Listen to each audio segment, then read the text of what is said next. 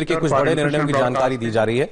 Environment, forest and climate change, Shri Prakash Javadekar ji, warm welcome to the ministers for the briefing. After the briefing we will take some questions. Over to the honourable minister. आज प्रधानमंत्री नरेंद्र मोदी जी की अध्यक्षता में केंद्रीय मंत्रिमंडल की आज यानी 1 जून को बैठक हुई।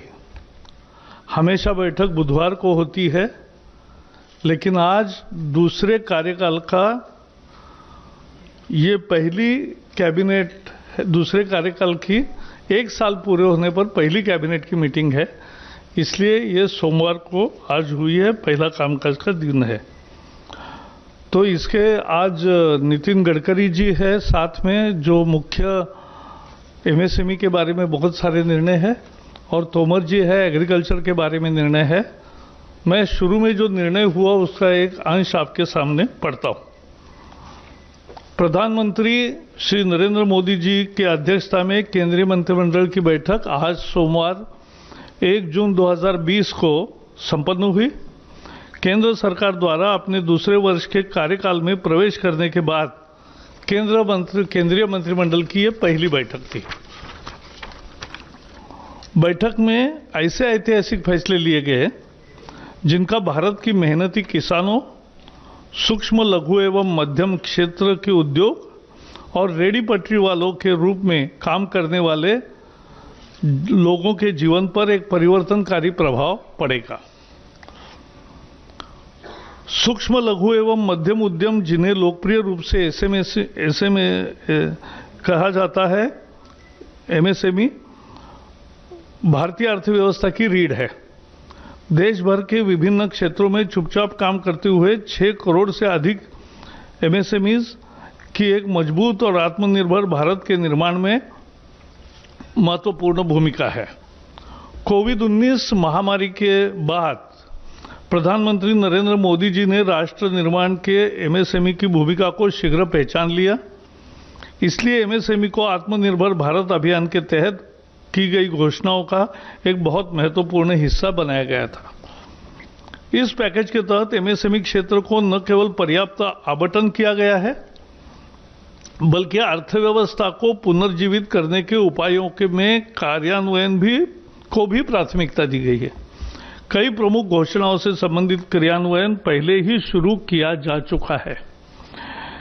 केंद्र सरकार ने आज आत्मनिर्भर भारत पैकेज के तहत अन्य घोषणाओं के प्रभावी क्रियान्वयन के लिए रोडमैप भी तैयार किया है। ये महत्वपूर्ण है और इसमें शामिल है एमएसएमई की परिभाषा में परिवर्तन है। ये व्यवसाय करने को आसान बनाने की दिशा में एक और कदम है और ये एमएसएमई क्षेत्र के निवेश को आकर्षित करने और अधिक नौकरियां पैदा करने में भारत में मदद करेगा। जो एमएसएमई संकट में है उनको इक्विटी सहायता प्रदान करने के लिए अधीनस्थ ऋण के रूप में 20,000 करोड़ रुपए का प्रावधान का प्रस्ताव आज कैबिनेट द्वारा औपचारिक रूप से अनुमोदित किया गया। इससे 2 लाख ऐसे जो संकट में है ऐसे एमएसएमई को फायदा होगा। एमएसएमई के लिए 50,000 करोड़ रुपए की इक्विटी निवेश का प्रस्ताव भी पहली दफा हुआ है। ये एमएसएमई को ऋण इक्विटी अनुपात के प्रबंधन और उनकी क्षमता वृद्धि में मदद करने के लिए एक ढांचा तैयार करेगा। ये उन्हें स्टॉक एक्सचेंज में सूचीबद्ध होने का अवसर भी प्रदान करेगा।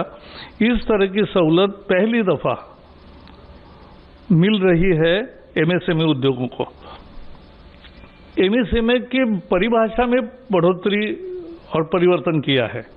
भारत सरकार ने आज एमएसएमई की परिभाषा को और संशोधित किया, क्योंकि जब पैकेज घोषित किया था तो एक संशोधन दिया था, लेकिन आज इकाई की परिभाषा बढ़ाकर 1 करोड़ रुपए के निवेश और 5 करोड़ रुपए का कारोबार कर दिया गया। लघु इकाई की सीमा बढ़ाकर 10 करोड़ रुपए का निवेश और 50 करोड़ रुपए का टर्नओवर कर दिया गया है। इसी प्रकार मध्यम इकाई का निवेश सीमा बढ़ाकर 20 करोड़ रुपए तथा 100 करोड़ की जगह 250 करोड़ रुपए का कारोबार कर दिया गया है। गौरतलब है कि 2006 में एमएसएमई डेवलपमेंट एक्ट के अस्तित्व में आने के 14 साल बाद यह संशोधन हुआ है। पैकेज की 13 मई 2020 को घोषणा के बाद अनेक प्रतिनिधियों से मिले और घोषित संशोधन अब भी बाजार और मूल्य निर्धारण की स्थिति के अनुरूप नहीं है, इसे ऊपर की तरफ और संशोधित किया जाना चाहिए, इस तरह का फीडबैक आया। इन आवेदनों को सुनते हुए प्रधानमंत्री ने मध्यम एवं मैन्युफैक्चरिंग सेवा इकाइयों की सीमा को और बढ़ाने का निर्णय किया। अब यह 50 करोड़ रुपए का निवेश और 250 करोड़ रुपए का कारोबार की सीमा होगी। यह भी निर्णय लिया गया है कि निर्यात के संबंध में कारोबार को एमएसएमई के इकाइयों की किसी भी श्रेणी के लिए टर्नओवर की गणना में नहीं गिना जाएगा, चाहे वो सूक्ष्म हो, लघु हो या मध्यम हो। शहरी और आवास मंत्रालय ने विशेष सूक्ष्म ऋण योजना शुरू की है। इसके जरिए रेडी पटरी वाले, ठेले वाले, छोटा दुकान जो बिठाते हैं, सड़क पर माल बेचते हैं, उनकी क्षमता और उनका काम चले इसके लिए ज्यादा ऋण उपलब्ध कराने के फैसला किया है। ये योजना लंबे समय तक चलेगी क्योंकि कामकाज फिर शुरू कर सके और अपना जीविकोपार्जन सही तरीके से कर सके। इस योजना के 50 लाख से अधिक पटरी सामान बेचने वाले ठेला वाले, हॉकर और रेडी पटरी वालों को लाभ मिलेगा। इनके द्वारा क्या क्या बेचा जाता है मालूम है आपको? सब्जी है, फल है, तैयार खाद्य पदार्थ है, चाय, पकोड़ा, ब्रेड, अंडा, कपड़ा, चप्पल, किताब, स्टेशनरी की आपूर्ति, बहुत सारे वस्तुएं यहाँ बेची जाती है, हम खरीदते हैं। इसके अंतर्गत सलून, मोची, लॉन्ड्री और पान की दुकानें भी आएगी। भारत सरकार कोविड-19 के दौरान इनके समक्ष आई परेशानी के प्रति संवेदनशील रही है। इसी के तहत इन्हें तत्क्षण सहयोग हेतु ये ऋण की योजना शुरू की गई है ताकि अविलंब ये अपने व्यापार को गति दे सके। स्थानीय शहरी निकाय इस योजना में क्रियान्वयन में महत्वपूर्ण भूमिका बजाएगा। शायद भारतीय इतिहास में पहली दफा आजादी के बाद ऐसा निर्णय लिया गया है, जबकि फुटपाथ दुकानदारों और रेडी ठाने वालों को, चाहे शहरी क्षेत्र या ग्रामीण क्षेत्र के हो, इस योजना के तहत इन सभी वर्गों को 10,000 रुपए का ऋण दिया जाएगा। इसे वो मासिक किस्तों में अधिकतम 1 वर्ष के अंदर वापस लौटा सकते। समय पर भुगतान करने को वालों को 7% वार्षिक ब्याज सब्सिडी के रूप में लाभार्थी के बैंक खाते में जमा कर दी जाएगा। इसमें किसी तरह का दंड का प्राविधान नहीं है। इस पहल से इन वेंडरों एवं अन्य विक्रेताओं को आर्थिक उन्नयन में मदद मिलेगी। इस योजना के क्रियान्वयन में किसी तरह की कठिनाई ना हो तथा जिन्हें इसका लाभ मिलना है उन तक यह सही ढंग से पहुंचे, इसके लिए मंत्रालय, बैंक एवं स्वयं सहायता समूह की अहम जिम्मेदारी एवं भूमिका तय की गई है। साथ ही इसके क्रियान्वयन में पारदर्शिता रहे, इसके लिए पोर्टल, मोबाइल ऐप भी तैयार किए गए हैं। सशक्तिकरण के लिए टेक्नोलॉजी का उपयोग अन्य काम में भी करने का फैसला हुआ है। योजना के पूर्ण क्रियान्वयन एक वेब पोर्टल के साथ एक डिजिटल प्लेटफॉर्म, मोबाइल ऐप विकसित किया जा रहा है। यह प्लेटफॉर्म विक्रेताओं को औपचारिक वित्तीय ढांचे के साथ एकीकृत करने के लिए it will be yet another financial inclusion. यह आईटी प्लेटफॉर्म मदद करेगा। डिजिटल ट्रांजैक्शन को इससे बल मिलेगा, प्रोत्साहन मिलेगा और क्षमताओं के विकास के लिए भी ये राज्य सरकार एवं अन्य एजेंसियों के सहयोग से शहरी विकास मंत्रालय एक क्षमता विकास एवं वित्तीय साक्षरता का कार्यक्रम भी शुरू करेगा, जो महत्वपूर्ण है। सरकार ने किसानों के लिए आज बड़े फैसले किए, जो पहले पैकेज के समय नहीं बताया था, लेकिन आज नया फैसला है और बहुत महत्वपूर्ण है कि न्यूनतम समर्थन मूल्य उसकी कुल लागत का 1.5 गुना ज्यादा रखने का अपना वादा सरकार पूरा कर रही है। खरीफ फसल 20-21 के 14 फसलों के CACP आधारित न्यूनतम समर्थन मूल्य जारी कर दिया गया है, जिसकी जानकारी तोमर जी बताएंगे। इन 14 फसलों पर किसानों को अब लागत का 50 से लेकर 83% तक ज्यादा दाम हासिल होगा। सरकार ने बैंकों द्वारा खेती और उससे जुड़े काम धंधों के लिए 3 लाख रुपए तक के अल्पकालिक कर्ज के भुगतान की तिथि भी 31 अगस्त 2020 तक बढ़ाई है और किसानों में इसमें ब्याज की छूट और अदायगी में मोहलत, ये दोनों फायदे उसको मिलेंगे। किसानों को 1 मार्च 2020 से 31 अगस्त 2020 के बीच अल्पकालिक कृषि कर्ज की ब्याज में 2% और अदायगी में 3% का फायदा होगा। भारत सरकार द्वारा किसानों को 7% से कर्जा मिलता है। इसमें 3 लाख रुपए तक के लोन पर 2% बैंक ब्याज की छूट सरकार देगी और समय पर भुगतान पर 3% का फायदा मिलेगा। इसका मतलब 4% में 3 लाख तक का कर्जा मिलेगा। किसानों के लिए ये बहुत बड़ी तोहफा है। ब्याज में छूट की योजना किसानों को किसान क्रेडिट कार्ड के जरिए कर्ज सहित अल्पकालीन फसल कर्ज के देने के मकसद से शुरू की गई है। पिछले कुछ हफ्तों के दौरान बहुत से किसान अल्पकालिक जो क्रॉप लोन होता है उसके अदायगी के लिए बैंक नहीं जा सके। इसको ध्यान रखते हुए कैबिनेट ने जो निर्णय किया है उससे करोड़ों किसानों का लाभ होगा। गरीब ही इस सरकार की सर्वोच्च प्राथमिकता है और इसलिए कोरोना वायरस महामारी के दौरान लॉकडाउन की शुरुआत से ही सरकार सबसे ज्यादा गरीब लोगों की जरूरतों को लेकर संवेदनशील रही है। लॉकडाउन शुरू होने के बाद 2 दिन में पहला 1,70,000 करोड़ का पैकेज की घोषणा हुई। 80 करोड़ लोगों को खाद्य सुरक्षा देने से लेकर 20 करोड़ महिलाओं के बैंक खाते में सीधे आर्थिक मदद पहुंचाने तक, गरीब वरिष्ठ नागरिकों, विधवा, दिव्यांगों को आर्थिक मदद देने से लेकर पीएम किसान के तहत करोड़ों किसानों को किस्त के रूप में मदद जैसे कदम उठाए गए हैं। इससे एक ऐसे बहुत बड़े गरीब तबके का फायदा मिला है जिसे लॉकडाउन के दौरान परेशानियों का सामना करना पड़ता और अगर सरकार फौरी तौर पर ऐसे कदम न उठाती तो ये तकलीफ बहुत होती। ये घोषणाएं नहीं रही, कुछ ही दिनों के भीतर करोड़ों लोगों तक सीधे तौर पर नकदी अथवा वस्तु रूप में मदद पहुंचाई गई। 80 लाख टन से ज्यादा अनाज पहुंचाया गया। सभी बाकी पैसा जो देना था वो डीबीटी के माध्यम से दिया गया है। आत्मनिर्भर भारत के तहत प्रवासी मजदूरों के कल्याण के लिए एक राष्ट्र एक राशन कार्ड, ऐसे लोगों को भी खाद्यान्न जिनके पास राशन कार्ड नहीं है उनको भी देने का व्यवस्था किया। मकान के लिए रियायती किराए वाली नई योजना गृह निर्माण की और ऐसे ही तमाम अन्य कदमों की घोषणा की गई है। किसानों के कल्याण को लेकर व्यापक सुधारों का ऐलान किया गया है। किसानों को उन जंजीरों से मुक्त किया है क्योंकि वो सुधार इतने महत्वपूर्ण है एपीएमसी को लेकर, क्यों किसानों को उन जंजीरों से मुक्त जिसमें वे जकड़े थे और उनकी आमदनी को बढ़ाने के उपाय अब किए गए हैं। इसके अलावा खेती से जुड़े बुनियादी ढांचे में व्यापक निवेश का भी प्रस्ताव है। खेती से जुड़ी अन्य गतिविधियां जैसे मछली पालन को भी वित्तीय मदद दी गई है। भारत सरकार ने हर मोड़ पर समाज के सबसे जरूरतमंद तबके के साथ एकजुटता दर्शाई और उसकी मदद की है।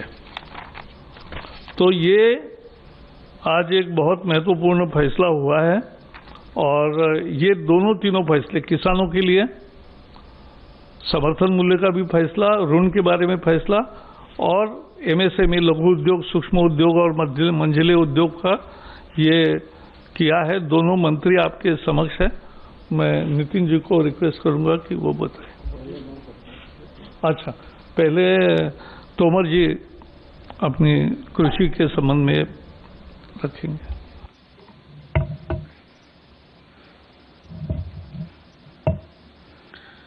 माननीय नितिन गडकरी जी, माननीय प्रकाश जावड़ेकर जी और उपस्थित मित्रों,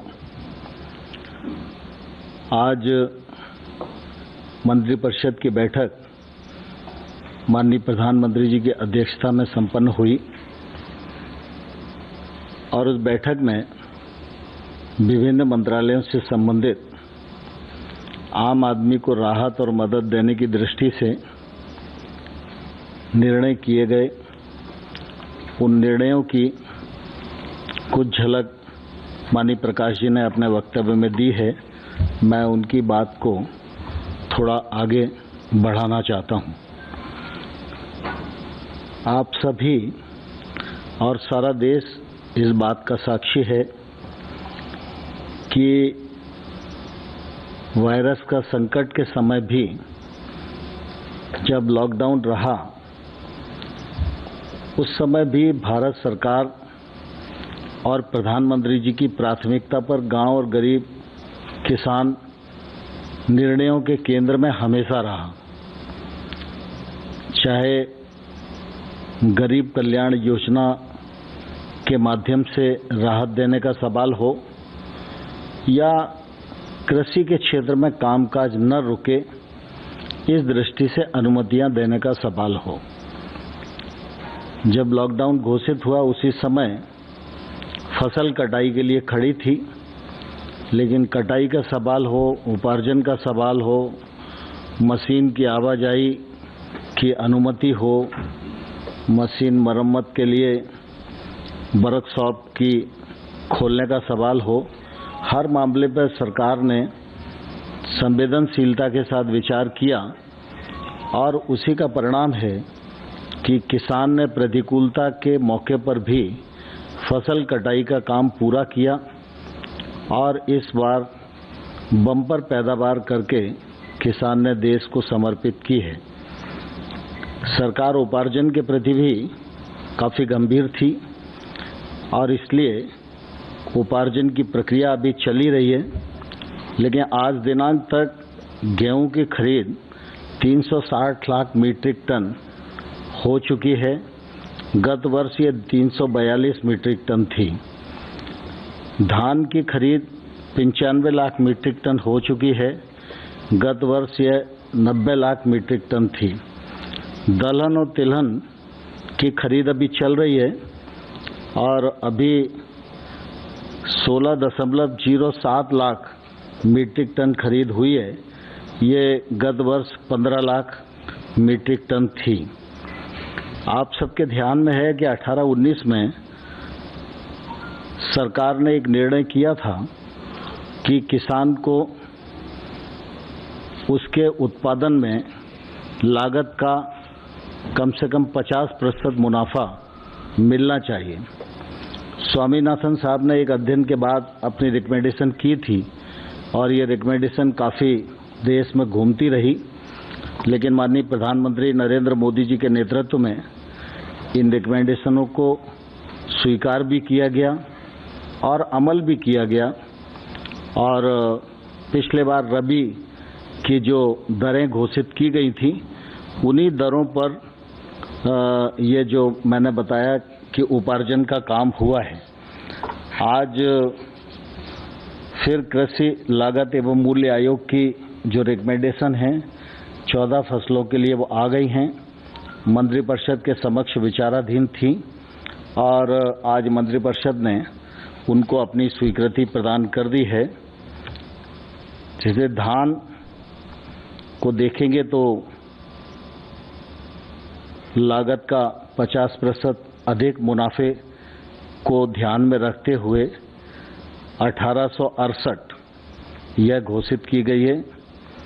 इसी प्रकार से ज्वार हाइब्रिड को देखेंगे तो ये इसमें भी 50% मुनाफा हो, इस दृष्टि से 2620 घोषित की गई है।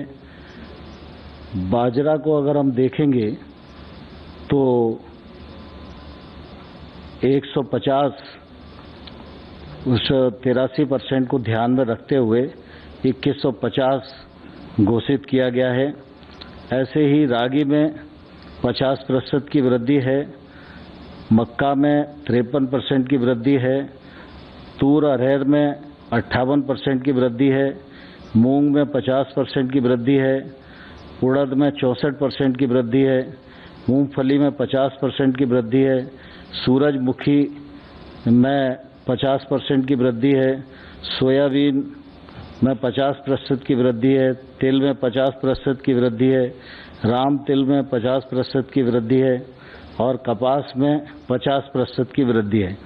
यह जो कृषि लागत और मूल्य आयोग है, यह सामान्य तौर पर एक पूरा मैकेनिज्म बना हुआ है जिसमें वो लोग मिलकर कृषक की उत्पादन में जो लागत आ रही है और लागत के समय जो जो चीज़ें उपयोग होती हैं, चाहे वो बीज की कीमत हो, खाद की कीमत हो, मानव का श्रम हो, बैल का श्रम हो, मशीन का खर्चा हो, डीजल हो, बाकी सारी चीज़ों को जोड़कर वो ये तय करते हैं कि लागत कितनी आ रही है और उसके ऊपर समर्थन मूल्य कम से कम 50% और उससे अधिक, जैसे मैंने 64 भी बताया, 83 भी बताया, इतना प्रतिशत उसमें बढ़ा है।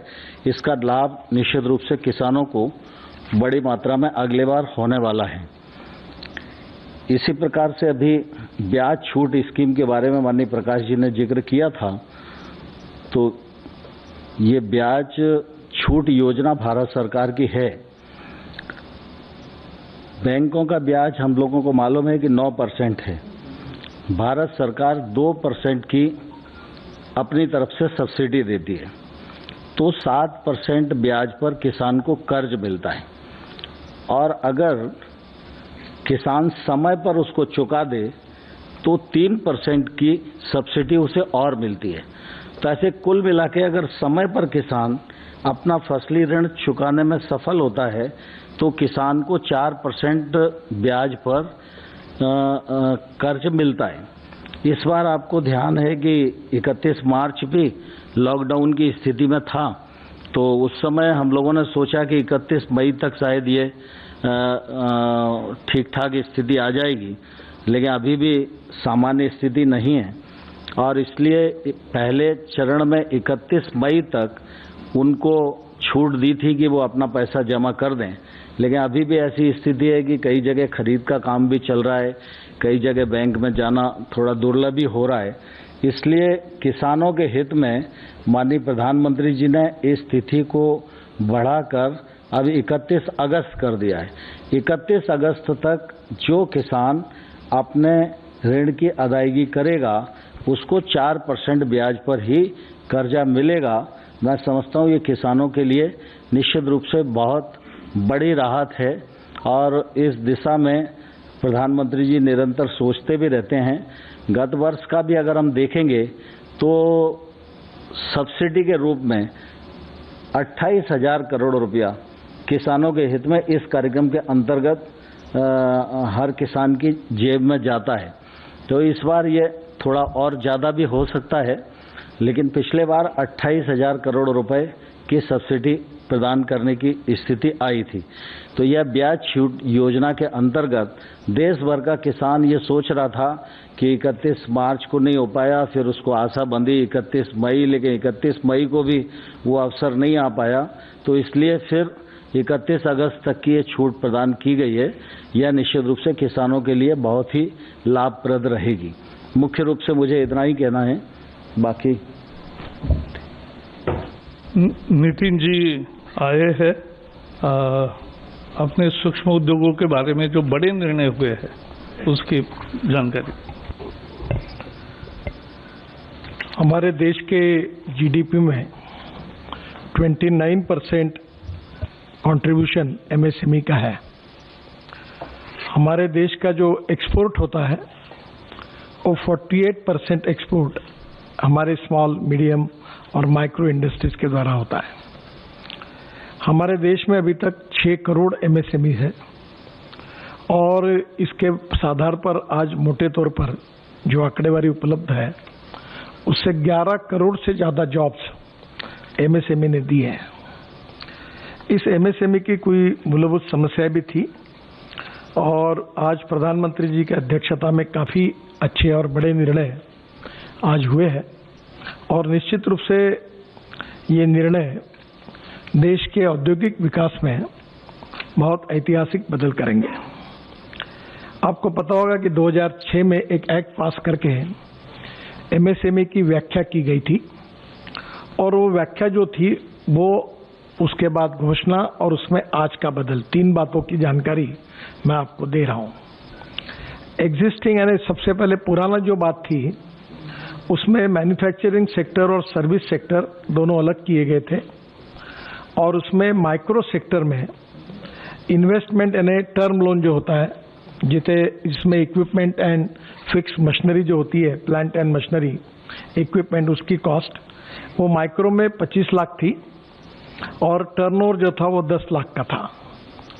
अब माइक्रो में जो अनाउंसमेंट हुई थी उसमें इन्वेस्टमेंट 1 करोड़ की हुई और टर्नओवर 5 करोड़ का हुआ, 10 लाख का एकदम 5 करोड़ हो गया।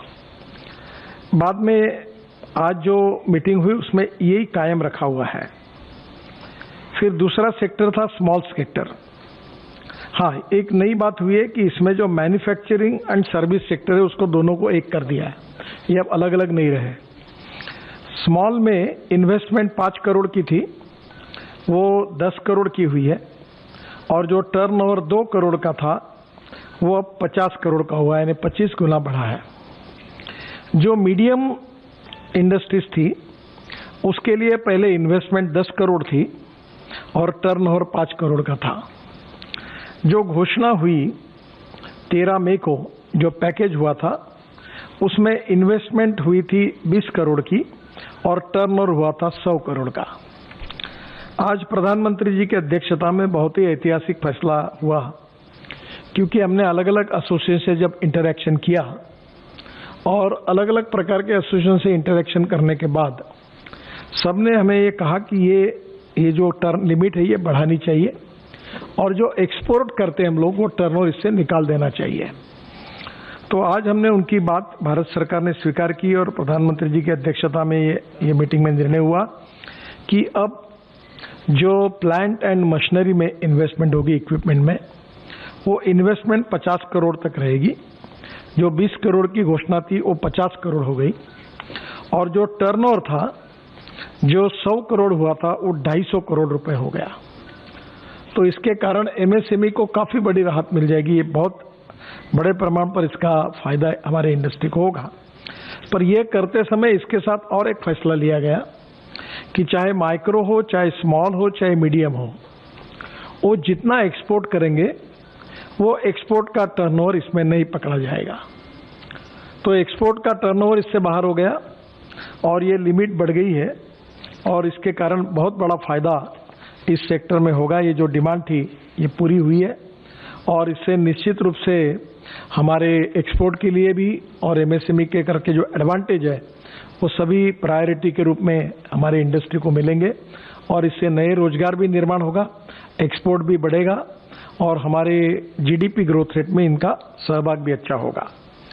दूसरे 2 महत्वपूर्ण निर्णय जिसके बारे में आज फिर से डिटेल में उसका भी प्रस्ताव कैबिनेट ने मंजूर किया। रिजर्व बैंक ने एक यूके सिन्हा कमेटी अपॉइंट की थी, उन्होंने 2 रिकमेंडेशंस उनके भी उस समय थे। आज उसके ऊपर आज हमारे मीटिंग में फाइनल उसका निर्णय हुआ है। 2 थे, एक डिस्ट्रेस एसेट फंड और दूसरा creation of fund for MSME. ये डिस्ट्रेस एसेट फंड जो है आपको पता है कि एमएसएमई इस समय कठिन परिस्थिति से गुजर रही है और आपको ये याद होगा कि मैंने मार्च में पार्लियामेंट में शायद 12 या 13 मार्च के दरमियान एक जवाब दिया था। तब हमारे बैंकिंग सेक्टर ने 6 लाख एमएसएमई को रिस्ट्रक्चर किया था और ये मुदत 31 मार्च में थी। बाद में आदरणीय वित्त मंत्री जी की अनुमति से ये मुदत हमने 31 दिसंबर तक की है और इसमें करीब 25 लाख एमएसएमई जो अड़चन में है उनका रिस्ट्रक्चर होने की उम्मीद है। अब ये जो फंड ऑफ फंड हमने जो क्रिएट किया हुआ है ये बहुत ही आधार पर जो कमजोर एमएसएमई है, जो आर्थिक दृष्टि से एनपी अकाउंट हो गया है, बंद पड़ी हुई है, उनके कारण सबसे बड़ा इसका रिस्ट्रक्चरिंग करने के लिए उसका उपयोग होगा, उससे वो इंडस्ट्री वायबल हो जाएगी। ये डिस्ट्रेस्ड एसेट फंड जो बनाया गया है ये 4000 करोड़ का है जिसके लिए आज अनुमति मिली है। अब ये 4000 करोड़ में आपको पता होगा कि एमएसएमई की कोई भी स्कीम जो बैंक लोन देती है तो पहले भारत सरकार हमारा विभाग अगर 1 लाख करोड़ का अगर लोन देती है तो उससे 1.5% यानी 1500 करोड़ हम लोग CGTMSE करके एक इंश्योरेंस ट्रस्ट है, हम उसमें पैसे भरते हैं और वो 75% लोन की गारंटी लेता है। तो ये जो 4,000 करोड़ रुपए है, ये जो फंड मंजूर हुआ है, इसको वैसे 10 गुना होना चाहिए, पर ये स्ट्रेस एसेट है, एनपीए में आए हैं, रिस्क है थोड़ी, तो 5 गुना करके ये होगा 20,000 करोड़ का। और ये 20,000 करोड़ का फंड है। इसमें सबसे इम्पोर्टेंट चीज यही है कि जिस एमएसएमई की ऋण जो है, इसको उनको हर जो अड़चन में आई है, प्रेजेंटली जो हमारे एनपीए के नॉर्म्स है, इसमें रिस्ट्रक्चरिंग हो नहीं सकता क्योंकि पॉलिसी में ये बैठते नहीं। तो उस यूनिट को प्रोप्राइटर के गारंटी पर हम मैक्सिमम 75 लाख और कुल निवेश के यानी जितना उसने लिया उससे 15%, जो ज्यादा होगा उतने पैसे उसको देंगे और ये पैसे भारत सरकार की ओर से इस फंड से जाएंगे। ये ऐड होने के बाद जो एनपीए के नॉर्म्स में जो अकाउंट नहीं बैठ रहा था उसका रिस्ट्रक्चर हो जाएगा और बंद हुई एमएसएमई चालू हो जाएगी। तो करीब इसका 2 लाख एमएसएमई यूनिट को फिर से शुरू करने में, जो वो विशेष रूप से डिस्ट्रेस में है, उनको इसका फायदा होगा। और ये फंड की आज मंजूरी आज कैबिनेट ने दी है और ये 20,000 करोड़ ये फंड का उपयोग होगा।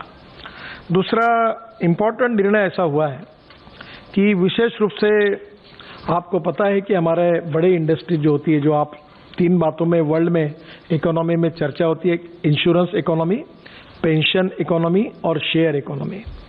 और ये जो बड़े इंडस्ट्री है, इनके शेयर स्टॉक एक्सचेंज में लोग लेते हैं, खरीदते हैं, ये आपको पता है। एमएसएमई को ये सहूलियत नहीं थी, तो अभी हमने एक 10,000 करोड़ का शुरुआती योगदान दिया है और इस फंड को बाकी के फंड ऐड करके ये 50,000 करोड़ का फंड बनेगा। और जो एमएसएमई एक्सपोर्ट करती है, जिनका टर्नओवर अच्छा है, जीएसटी रिकॉर्ड अच्छा है, आपको याद होगा कि बीच में नेशनल स्टॉक एक्सचेंज मुंबई में मैंने 20 एमएसएमई को कैपिटल मार्केट के लिए उसका लॉन्चिंग किया था। तो अब कुछ एमएसएमई हजार करोड़ का एक्सपोर्ट करती है, उन्हें बैंक के ऊपर डिपेंड होने की कोई आवश्यकता नहीं है। तो हम उनको पहले ही उनके फंड के लिए हम उसमें हमारी इक्विटी खरीदी करेंगे।